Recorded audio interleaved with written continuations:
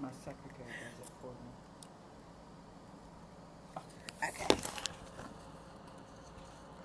This is my Periscope. Look, see. It's waiting. I love it. I love it. Periscope is on top of that. They were waiting.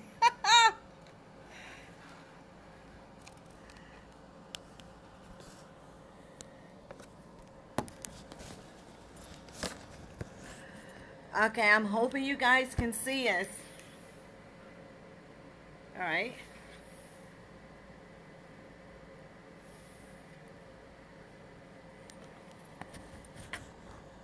Okay, you can go ahead and start whenever you're ready. Hi to all of you out there. We're excited about being here today. I'm really looking forward to this particular interview with Michelle Smack, the preacher's kid.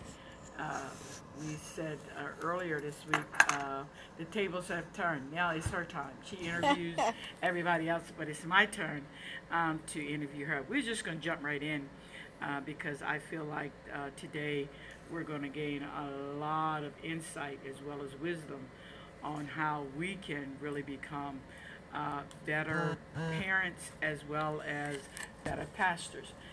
My first question to you, Michelle, is there unrealistic expectation for the pastor's children?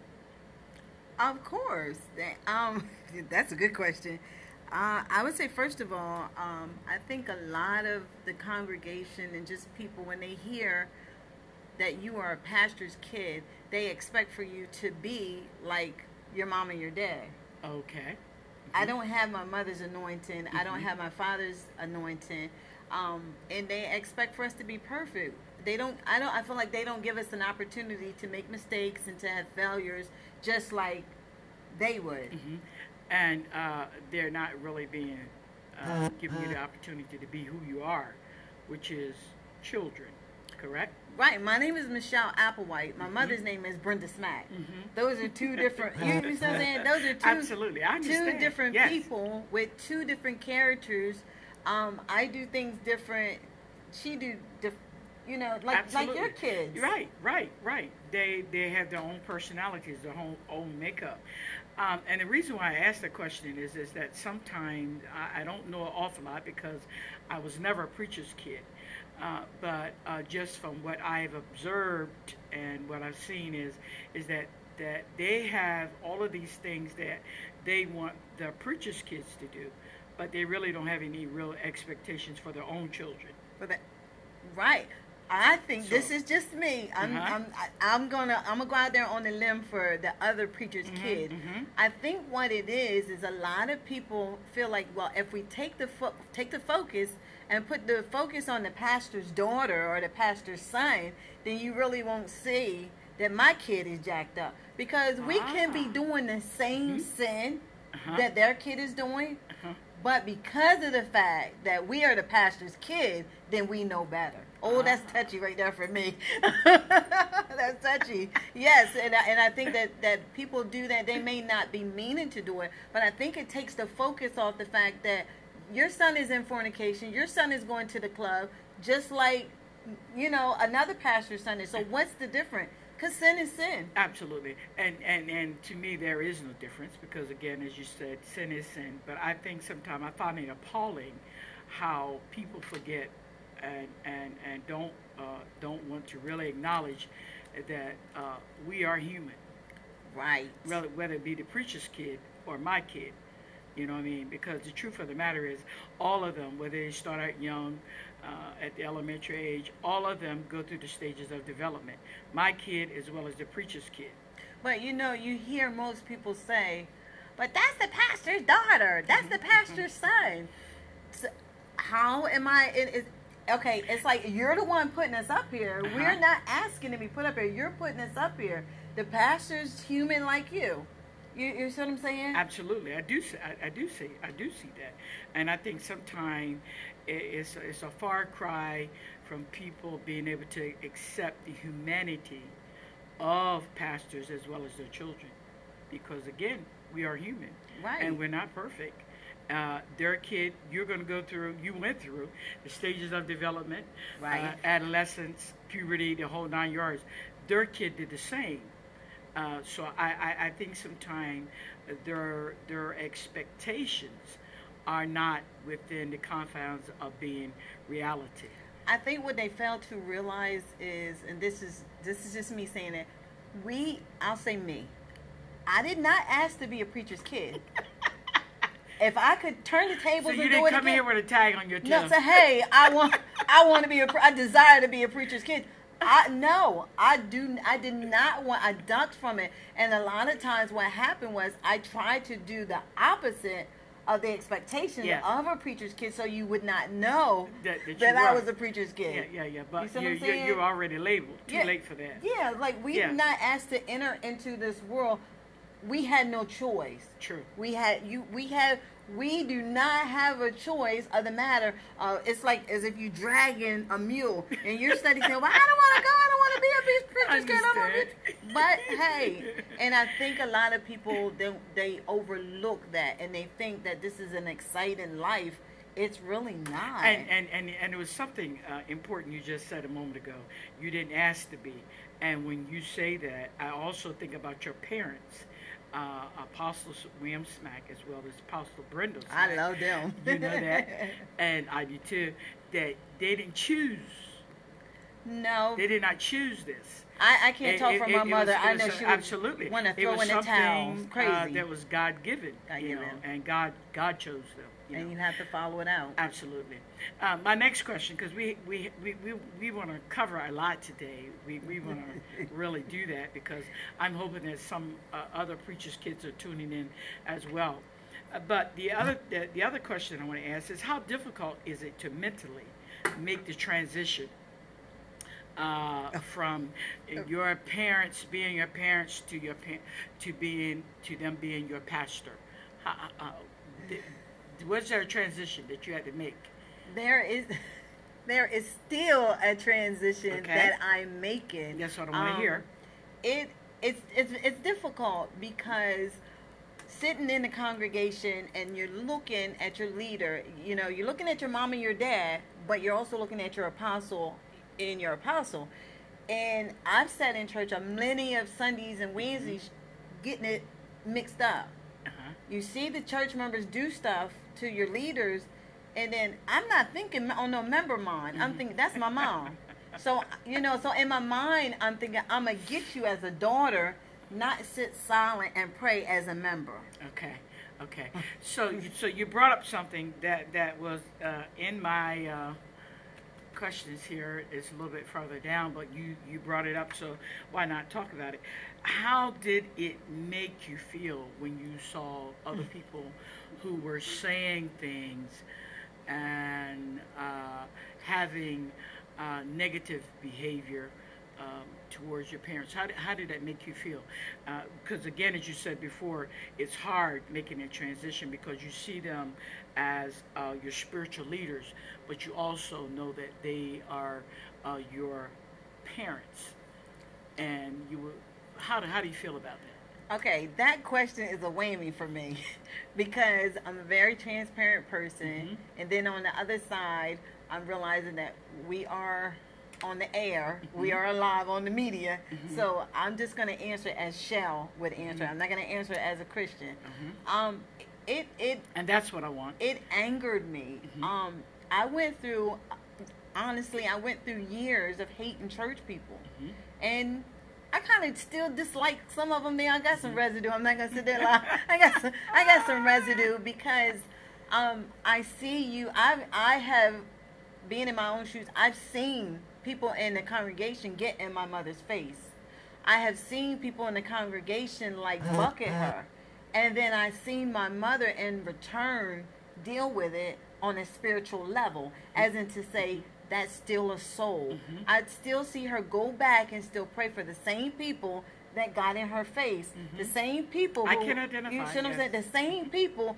I'm a pastor. So you know, the same people who disrespected her and you know and would say, I'm a man, I'm a woman like she is a woman, or I'm a man like he's a man, and totally disrespect them. But the same people who need you to pay their rent or who need you. You understand what I'm saying? Oh, So that angered me. I understand perfectly. I wasn't trying to look at nothing, no spirit on no spiritual level, because now me being the member has went out the door. Now me being the daughter, not just the daughter, but the oldest daughter. True. My brothers and sisters aren't in church except for my baby sister.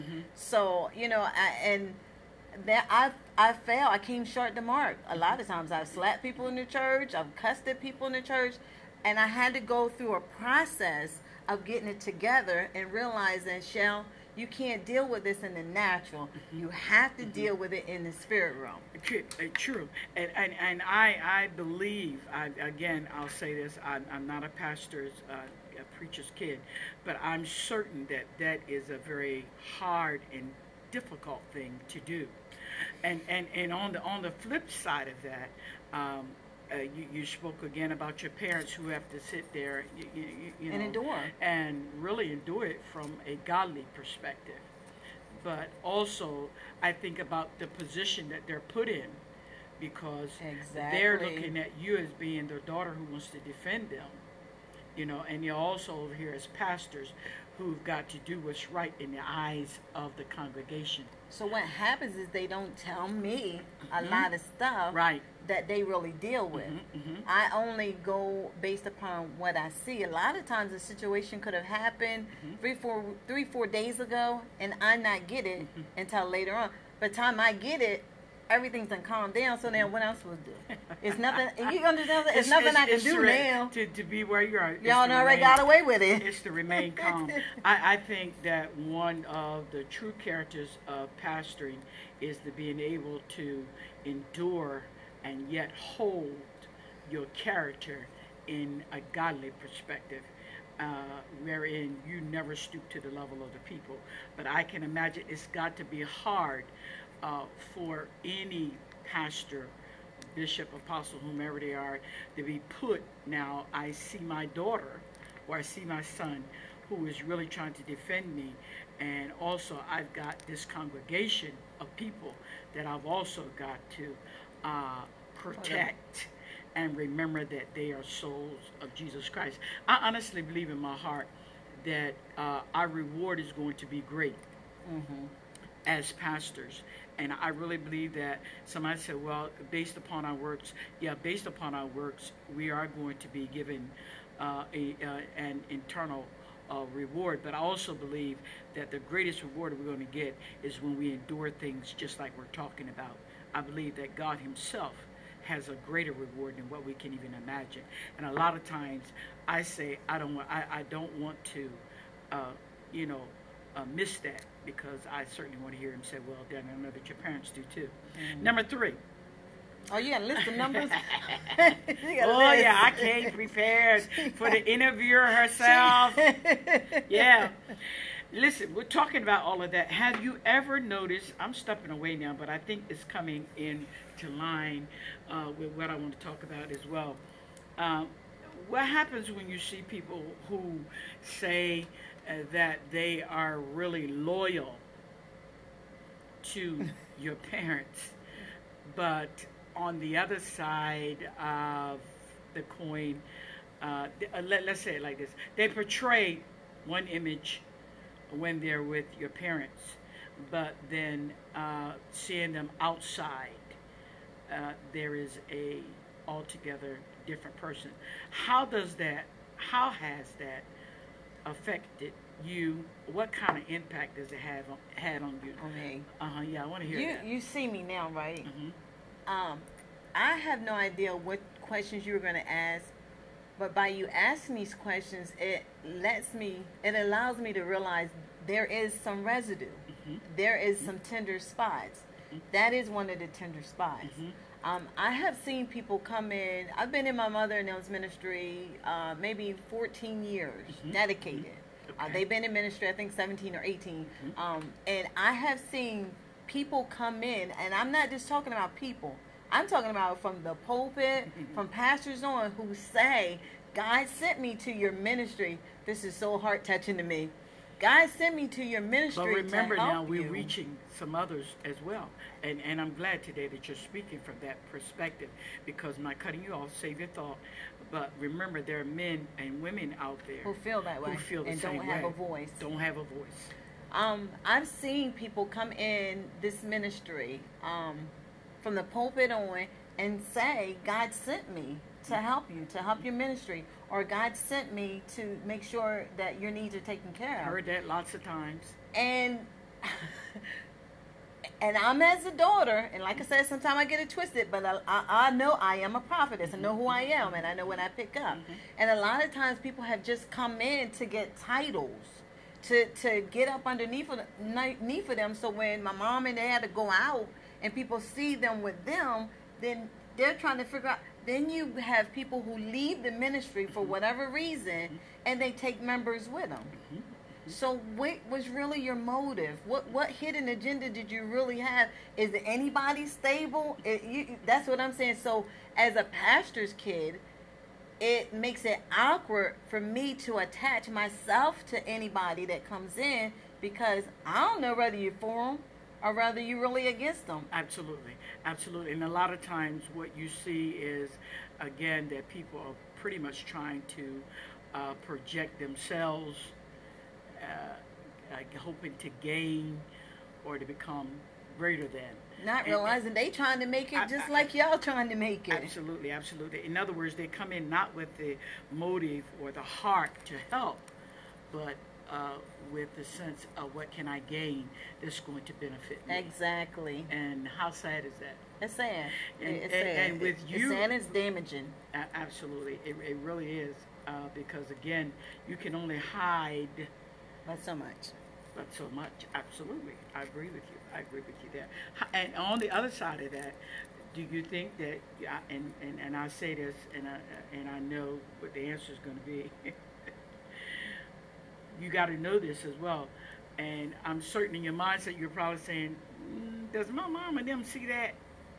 You listen here, honey. I have said, I didn't mean to disrespect you. No, honey. you're good. For You're years good. and We're not years on and that. years, I have Absolutely. said that. I was like, don't my mom and them see this? Don't. And I would get twisted a little bit about that. You know, I stand back and I'm watching, and I know I'm not seeing this in the negative, or I'm not seeing this in the natural. I'm seeing it in the spirit. And the people still right up underneath of them.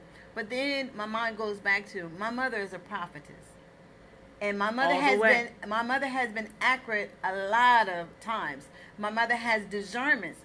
And then I've learned over the years, just because she doesn't react doesn't mean she doesn't know. You know what I mean? A lot of times God is showing her things, but she just doesn't respond on it. Okay. And I think that is important too, because again, what you don't, just because I don't say it doesn't mean that it ain't heard. don't know it. Right. I don't know it. You know, we just have to operate from a different perspective. Right. That's what we have to do. You know. Okay. I want to go on. We're still on. Still on. And I want to also talk about. There's a whole lot of controversy, especially when pastors, bishops, or whomever give their children, I should say give, but appoint with the leading of the Lord positions. Okay. And you have the congregation has the mentality that you were given this position. Because you are the pastor's daughter or pastor's son. How do you feel about that? That right there, I think that's a little complicated on both sides, because as a parent or as a leader, then you're thinking the same thing. Okay. Every church is different, every pastor is different, and every child is different. You see what I'm saying? I think when I became an evangelist, there were qualifications I was watched. I was trained. They didn't just, they didn't just give it to give me. it to you. No, Because you were their daughter. If anything, it was harder for me because I am the daughter.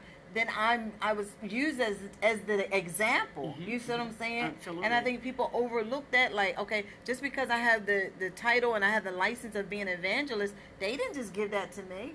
They didn't. So you had to follow I have a list of expectations. Exactly. Just listen. So what you're saying is your mother and father didn't make an exception because you were their daughter. They never do. Like I said, if anything, I would be pulled. I would wait. The members would go first, and then it would be me. Never me, and I think most pastors can say the same thing. It's never going to be your pastors, your children. It's going to be the people, and then allow them. Absolutely.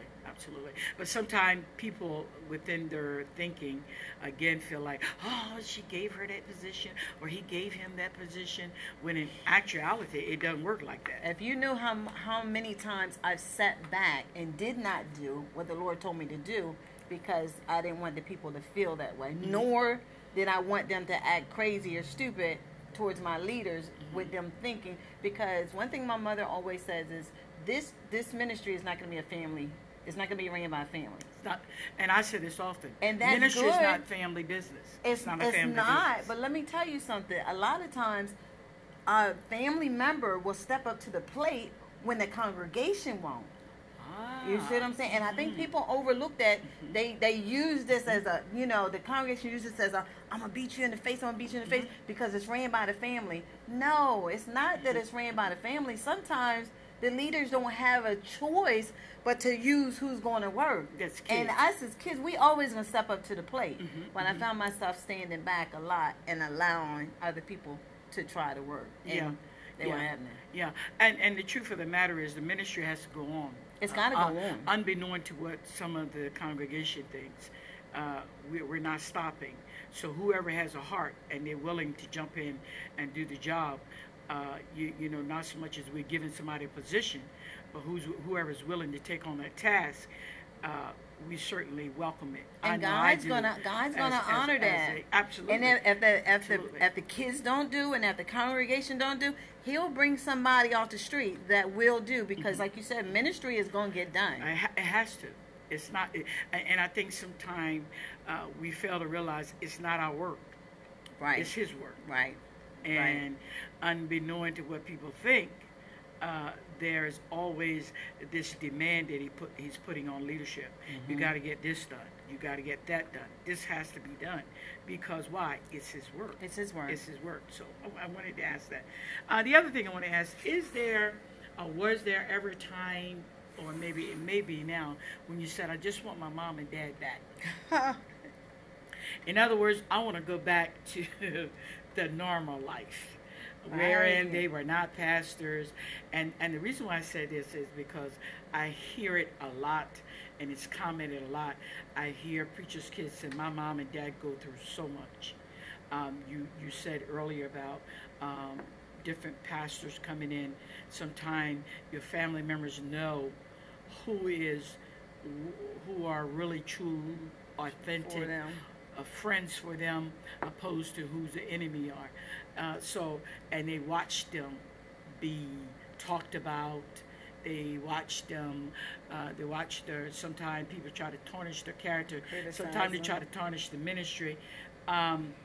Is there ever a time you say, I just want my mom and dad, I want to go back to the normal life? I've said that a lot. Screaming, I'm 47, and I still scream it today, like a little kid, like, I just want my mom and my dad back.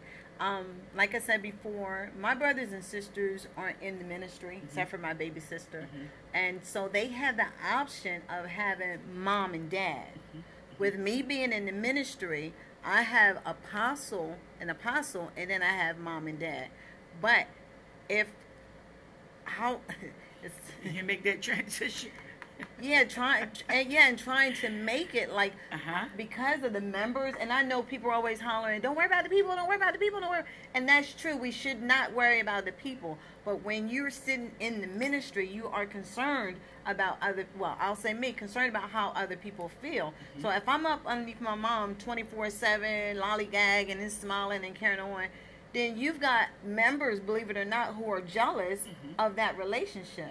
So it kind of pulls you away because you don't want people to think, well, mom is telling me everything that goes on in the church. My mom don't tell me nothing, you know? And I stay up north, so I have to call and talk to my mother. I'm not like in my mother's face 24/7, and I do miss that. That's coming back around, but I think it's because of the ministry, because they give 100% to the ministry. So when they give 100% to the ministry, then you have your family that is lacking. And it's not a choice that they decide to make. It's just that this is the will of God, and the will of God is what needs to be taken care of. But then you have a lot of people in the congregation who are just so needy and so vulnerable and so babyish that they can be home and you're calling them. And really, who gives no thought to the fact that your mother and your father have children and has a family, and that they need them sometime more. Yeah. We're just allowing you to spend time. Did you hear that? With our parents. We're just allowing. But anytime you can bogart your way, no. Yeah, well, that's how we feel. But you know, when you're thinking ministry, you can't. Do that. And I said that because I saw earlier this month, I think it was, or last month, you guys went on a family vacation. Listen. And, you know, with everything you put out there, it looked like you had a wonderful time. One of the things that I saw, you guys were on a boat ride. So what was that like? Having your mom and your dad away from the people, away from ministry, away from, I hope no one called, I hope no one, you know, had a dire emergency, and just being able to have that time with them. They still pulled on them while we was on vacation, sis. They still text her. You see what I'm saying? And I looked at my mom and I said, Mom, let me respond to these people and tell them you are on family vacation. Yeah. So you should have said, Mom, let me take your phone. I did. But you know, when you're so embedded, you can say as a leader. Yes. When you're ministry calls, you're gonna say, no, I need to keep it because I don't, you know, something may come up. Somebody. And we still had an excellent time. I think at that point they had to, use wisdom. Yes. She really used the wisdom a lot. It didn't take away from what we were doing. It didn't take away from her being with us. And that's what a good leader does.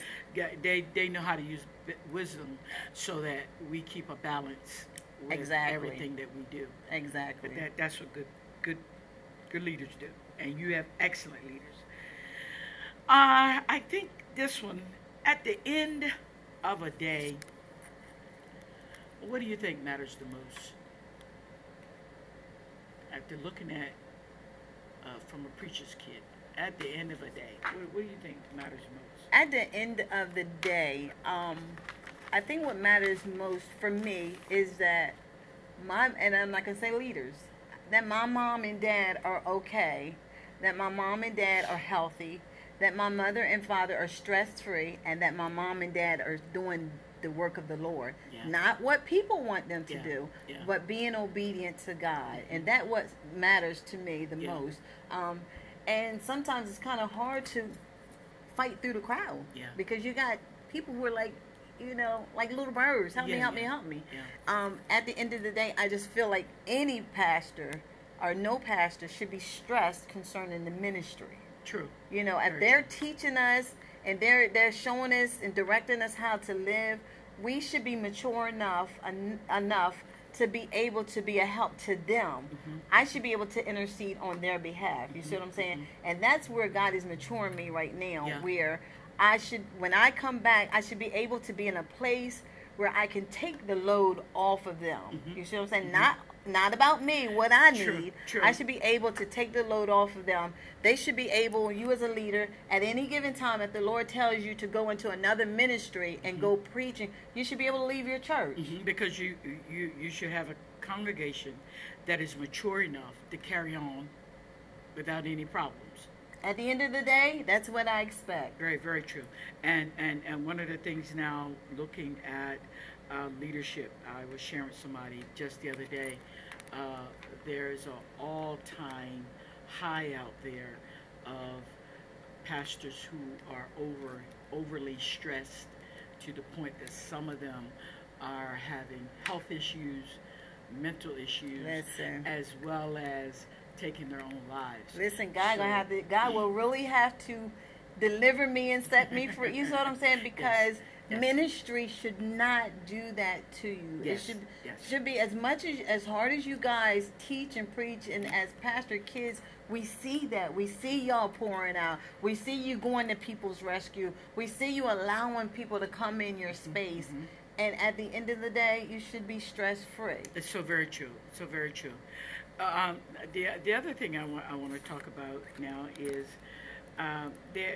do you see people that feel like they are indispensable? In other words, without them, the church would not be successful. I do, and that's in any church you go to. I do. How does that make you feel as a preacher's kid? They hear Sister, we're just making up her name, Sister Molly says, the church really can't run without me. Or the deacon Junebug says, I'm the best deacon they have. I just feel like, I don't know. That's a good question. I feel like that we need to pull that person to the side, let them sit down for a little bit, let them sit down and relax, and see how ministry does run without you. Because now I know they say everybody should play their part in the ministry. Everybody has a part, but you don't have the whole entire part. No. You don't have the whole entire part. I really haven't seen that too much going in ministry. I haven't. Okay. All right. Now I have seen. I'm sorry. I have seen where pastor can't get around without me, or pastor may not be covered without me. Okay, talk a little bit about that then. How did that make you feel? Are you talking in a sense those people who work very close with leadership? Are you talking about the driver? Are you talking about the armor bearer? Are you talking about Now you got to remember, adjutant? Are you talking about what? I'm talking about them all. Simply because, like I said, I've been in the seats for years, and I've seen it. I've seen big crowds around them. I've seen little crowds around them. I've seen crowds around them to the point where if they're outflowing in ministry, I have been pushed to the side so that they can cover. How did that make me feel? When I got up out the floor, I was ready to fight. I went in. You see what I'm saying? Yes, I was in the spirit before I went to the floor. You pushed me aside, but I really am her daughter. Yeah, it's like first of all, I'm not gonna, and I think any pastor's child can say this. We do not have to fight for position, and we will not fight for position. Because at the end of the day, I'm still gonna be here. When you get mad and you leave, when you get rebuked and you leave, my position, if that's what you want to call it, is not going anywhere. And I can. You have a permanent position. I have a permanent which means that you're the daughter. So I don't have to be stuck up underneath of them 24/7. Yeah. So, but those people who, like, at the end of the service, one of the so-called armor bearers, and you know, you can't get to your mother to say hello, and she's on her way to get in the car. You're trying to cover that be that spiritual. You know, I've walked through all of that. How does that make me feel? That didn't make me feel too good. Right. But out of respect for what I sit back quietly, and out of respect, really, for your mother and the position that she holds, and the work that you know she's doing for the Lord, it brings you back in right perspective. And if you are if you are called by God or if you're chosen by God, you should have integrity. I believe in it. So I even believe with in it. being a pastor's child, we should have integrity. Yeah. We should have character. And like I said, I'm not always cross every T and dotted every I. But at the end of the day, I look at it as like I'm a very bold person. Everybody knows that. I can speak something and mean what I say and call it quits and walk Right. away. Right. But how is that going to make or break the ministry? True. You see what I'm saying? And that one thing that you want to do is always remember, again, that it's not your mom's and dad's work. It is the Lord's It work. is the Lord's work. And you always want to project what they've taught you. Exactly. And when you do that, you find yourself growing and maturing. You may not like, as they say, you may not like the manure, but you do like the mature. We do have a choice in the matter of, and I say that all the time to myself. I can either choose to get that person True, but and you put them in their already place, or I could just be solid and pray about it. Okay, but you already know the heart of your mother and your father. Exactly. And when you know the heart of your mother and father, you are able to endure some things. Right. Things that you have seen. Now, my next thing I want to say is, why is there such a strong dislike or ignorance of some members when there's a lot of time to celebrate the pastor or your pastor? And the reason why I say that is when we talk about celebrating or honoring the man and the woman of God, there is a awful lot of controversy, tension. Sometimes you hear things, and not only will you hear things, you see things. When you look at how giving, and I know how giving your parents are. They are. Your parents have been great and instrumental in our lives, and we're very, very appreciative, because I feel like I wouldn't be where I'm at today, especially for your mother and your father. And I know how giving they are. I know how compassionate they are. I know how your dad and your mom both were give their last. Think about how they opened up their homes, and we've been over numerous of times and had dinners and the whole 9 yards. You think you're going to eat, but you're really going to be spiritually fed and all those kinds of things. Why do you think people have such a hard time celebrating? We're not talking about my parents. We're talking about pastors in general. In general. Right? Okay. Mm-hmm. Well, but then and then you're talking about mine. Okay, pastor. to mine. That's okay. Uh-huh. This is just me thinking, because deep down on the inside, as you said, we're human beings. I don't know, we're spiritual, but we're human beings. And I can be around you and I can accept and take everything you have, but deep down inside, I might not really like you. I might really hate you with a passion on the inside. So if that's how I feel on the inside, then I'm not going to celebrate you. As I said earlier, I stand back a lot, and I don't go from church to church. I don't go to people's churches and visit like that, because I don't know who likes my parents and who don't like my parents. And that's a very uncomfortable, and they know. And that's an uncomfortable feeling to me, for me, but because you have services that celebrate you, and you think, as a pastor's daughter, so-and-so should be there, when you've seen with your own eyes how much your parents have poured into these people or these ministry and given away money, and then those people don't show to support. That's hurtful, not just to the leaders, but to the children. To the children. I told my mom a lot of times, like, these people don't like you. Not all these people like you. And that's sad, because, like you said, you pour out, you watch them pour out. And when it comes time to celebrate, deep down inside, they really not for you. Yeah, and you said a powerful thing, because it has occurred. My children are not even Christians, and they say to me often, they said, "Mommy, you give your heart. You're always doing for people. You're always going. Sometimes we can't even have you to ourselves because of what you do." And to see people who don't come back. But you know what? I've come to learn, at one point in time, you really did get the best of me. But I've come to learn that it really is their loss, and it's my gain. Right. And it's the same thing with your mother and your father. It's their loss and their gain. And now, we bring it down, we leave that, but we come down to the members. What happens when the members don't want to celebrate or honor. They have a problem. And you said this. You said my parents are the most giving, and they're the most loving. Something I know. You're not talking to a stranger. Right. I know for a fact that they are. So, how does that make you feel when you? Okay. I want this one to be heard. Go Go ahead. Let's say that for a birthday, whomever's birthday, maybe it's your mother, maybe it's your father, maybe it's whomever. How does that make you feel?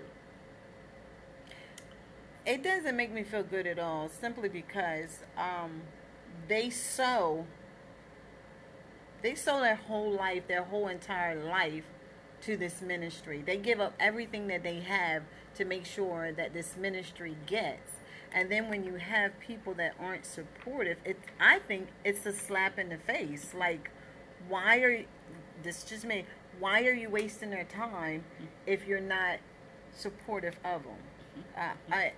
I'm still trying to figure that one out. That's a very good question. Sometimes that's one that I really propose as well. Why are you here? Not HEAR, but why are you HERE? Right. But some people are so rebellious that they would rather stay in a ministry and try to provoke you than just take up your grip and just leave. Like I said, some people are so rebellious that I'm just gonna sit here, or I've been here too long to leave and go anywhere else. And all you're doing is you're hindering yourself. Absolutely. I agree with you 100%. On the other side of that, I look at some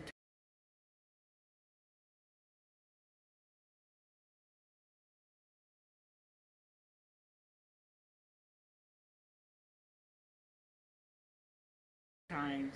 That's not the case. Because I don't think pastors are swindling the money, because you barely give anything. And then I've seen from my own mom and dad where if the ministry doesn't give, my dad takes out of his pocket and makes sure that bills and everything is taken care of. And those are the things that I think the congregation does not see, because they're not going to out and say, hey, you didn't take care of the lights today, I took care of the lights, or you didn't take care of the mortgage today, I took it. They just do it. Okay. That's what ministry is all about. And there again, there are things that the members don't get to see, or nor do they have knowledge of. And for many of them, they take things out of context. Right. You know what I mean? Really based upon, again, what they have come to believe about the leader. Not all leaders are rich. No, again, not all. Something. We on the Eastern Shore, none of us are rich at all. Because, again, you can't say that anybody here on the Eastern Shore is a multimillionaire, because we're not. But when the people are given to your lead, given to the work of God, when that mindset, that's what I could say. I think the mindset is jacked up. The mind, again, unless you transform that mind, again, they come to believe, that they have too much. They have too much. Do you think that your pastors, your parents should receive financially from the ministry? I think that they should. They don't. But I think that they should. I think they should. All the drama, I'll use that word, all the drama that the church takes them through, I think that they deserve to be not paid, but, I need to make sure that my leader is okay. Not my mom and my dad, but if the congregation should be like, I should make sure that my leader spiritually, you want to make sure financially that they are okay. Yeah, you should never go on a trip and you have to dig out your own pocket. No, you shouldn't have to do that. Especially if my leader is digging to make sure that my rent is paid, or making sure that I'm okay, making sure that I eat. Then why can't I do the same thing as a member? I agree. I believe that. I believe that again has to deal with the mindset of individuals. Some people believe that pastors should not take anything, should not be given anything. But again, you said we're always giving. You're always giving 24/7. They're always giving.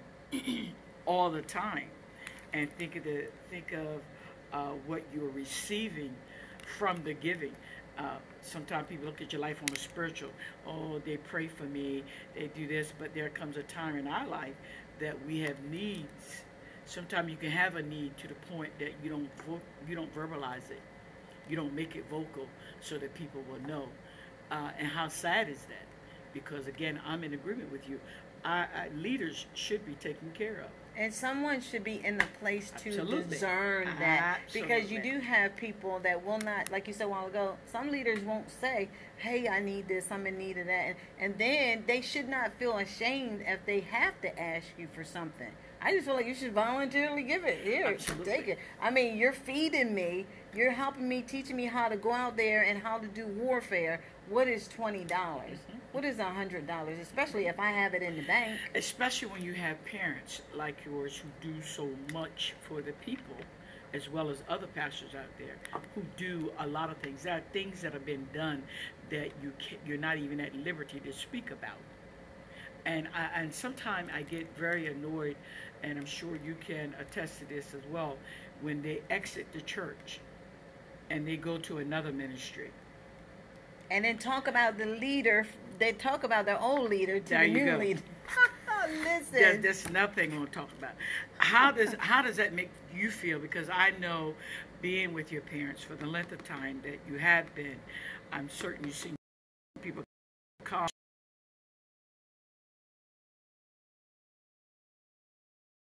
seen that you just said a moment ago, take things out of money out of their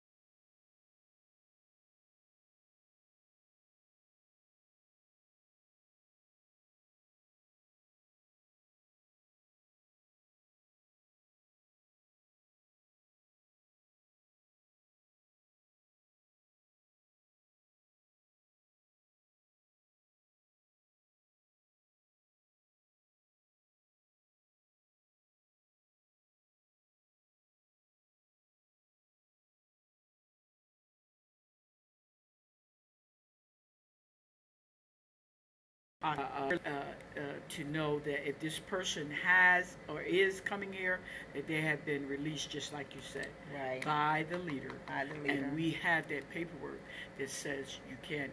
But for the most part, we don't receive, you know. And you can't tell a person you can't come and visit my church. I can't do that. You can't do that. You can't cannot do that.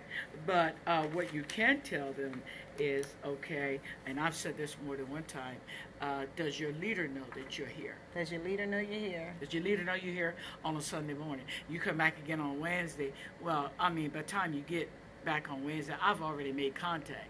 That'll stop with a lot of stuff. Your leader.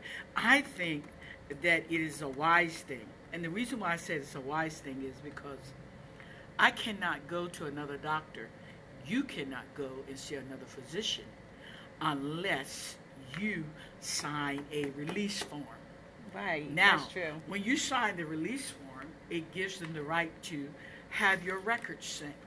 Mm-hmm. So they have the opportunity to view Everything that you need about you. Right. Now, if that can be done in the natural, why can't we do it in the spiritual realm? You coming, I want to know something about you. I don't want you, if you were a person, just like you said a moment ago, sowing discord, troublemaker, non-trustworthy, and playing hopscotch when it comes to church attendance. Come on. Because all you're doing is you're taking that spirit to a whole nother church, and now that leader has to deal with this spirit that you got on you. When pastors start saying, "No, how about you go back over to the person? How about you going back home so Yes, they can deal with you?" Absolutely. But what I found is you don't give a person the accountability that he or she needs in her life as long as you're going to be a leader who is receiving individuals when they come from another ministry and you've not made that contact. If the doctors can do it, would you want another doctor see you? No. Without the consent of your main physician? Especially if Was you that don't know primary my care case. physician? There you go. You don't why not practice the same thing in the arena of the kingdom? But we don't. I've also come to learn, not to cut you off, I also come to learn that sometimes there are other pastors out there, as you said earlier, don't like you. Right. So for them, it's like... listen, that's what that right there. That's why I for said them, it's like a stripe. Like I got your child in my ministry. Oh, I got. Really? And I know I don't like you. You're not going to do that to me. I've seen and I've heard some say he's a bad boy, she's the bad girl. And I said, No, you're not going to do that. You're absolutely right. I've also seen them come and call 6 months later.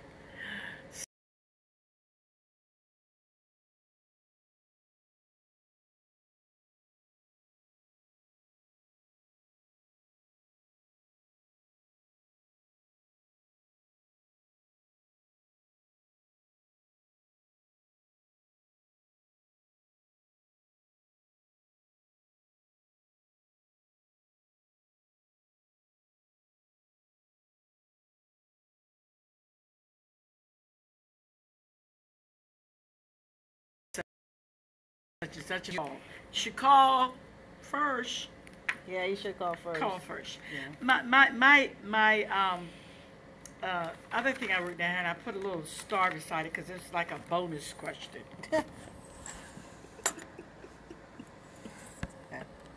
It's a bonus question, and what is that? It's like a little bonus question. What is that? You have officially got your mom and dad.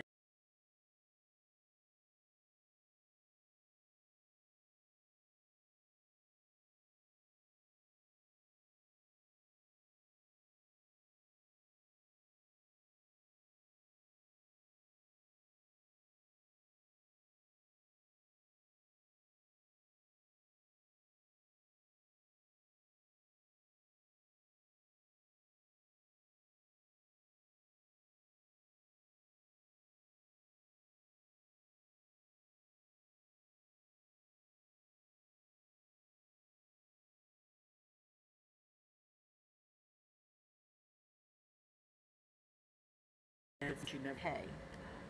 Will I definitely be covered? Will the leader that will he definitely cover me?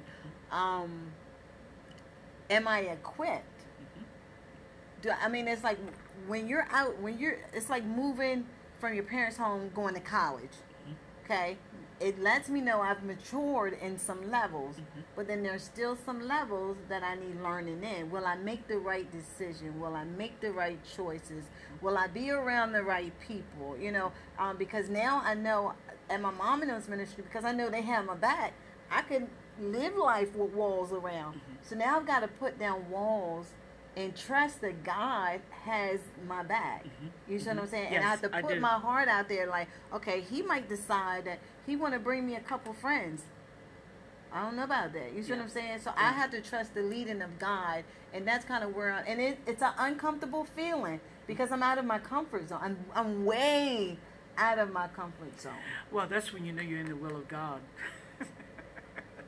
Is when you're out of your I'm out comfort of it. zone, I'm out of and it. you're in a place where you totally have to depend upon Him That's where I'm at. for His leading and for His guiding, and He will do that. He's leading you, He's guiding you, you know.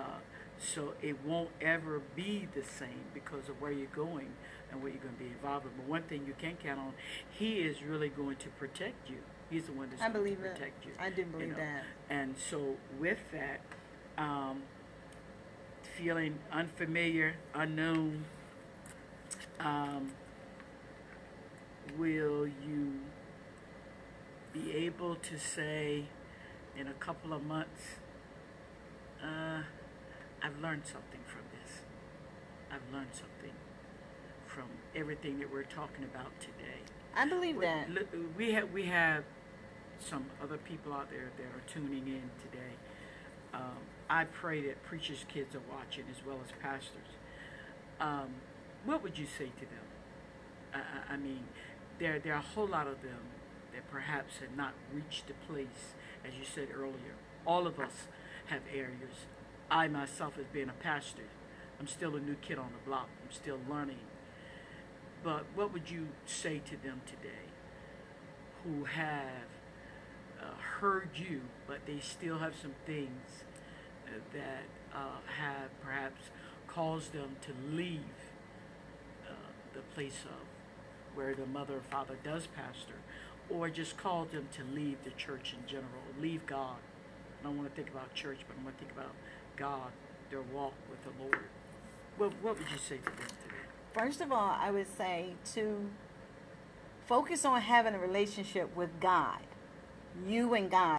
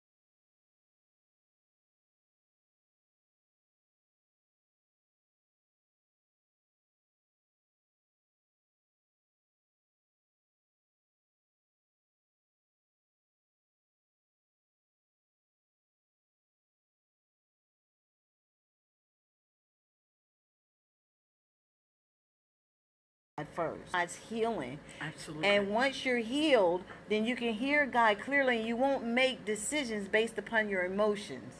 Absolutely. I want to personally thank you for today. You've answered all 15 questions that I had, and what a wonderful. You have 15 questions? 15 you answered them all. What a wonderful insight well as wisdom.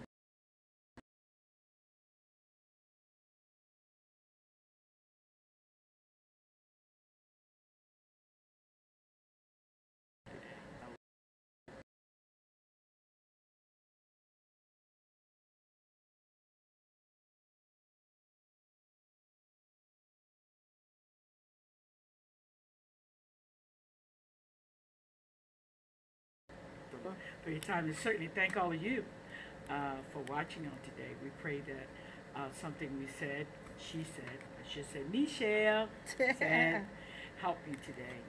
And most importantly, those preachers' kids out there, we're praying that you reconnect and get that relationship back with God.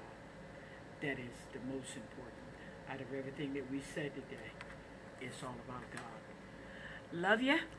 I do want to say that I do apologize that we had hit and missing on the live connections, but I will go back and I will do it like number 1, number 2, number 3. If you can't follow it that way, then you can check it out on Periscope. It is on Periscope, and if I'm not mistaken, I think the whole interview went through on Periscope. So again, thank you guys for tuning in with Keeping It 100 with Michelle A. Love it. Love it. You answered all of my 15 questions. Hold on.